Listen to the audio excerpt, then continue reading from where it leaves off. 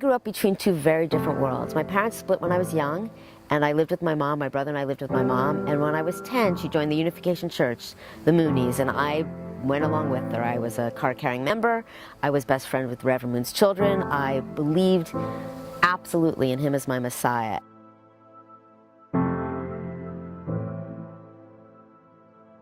On the other hand, I believed in the church, but I never lived in the church. When my mom left to join the church, we ended up living with my dad, and his life was a life of, I describe it, of sex, drugs, and squalor in New York City's East Village on the Lower East Side. And I begged both my parents, please let me live with Mother, and they both said no, and I ended up with my dad, and I never lived with my mother again.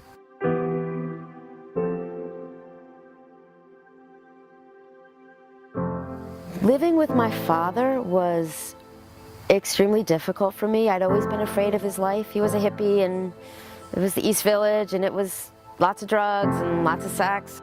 When I was doing drugs with my dad, I, for the first time, thought he liked me and liked being with me, and it was fun. It was something we had in common, and I'd wake up in the morning to go to work. I was waitressing, and he'd still be up from the night before and offer me some. It was something we shared, and actually stopping, one of the hard things was losing that connection with Danny, my dad.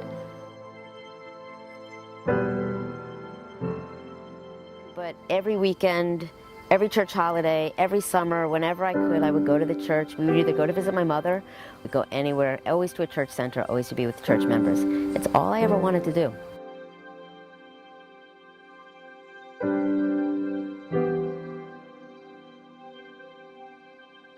The thing about organizations like this or cults is, as human beings, as human animals, we crave certainty, purpose, and community. And a cult gives you certainty, purpose, and community. I was anorexic.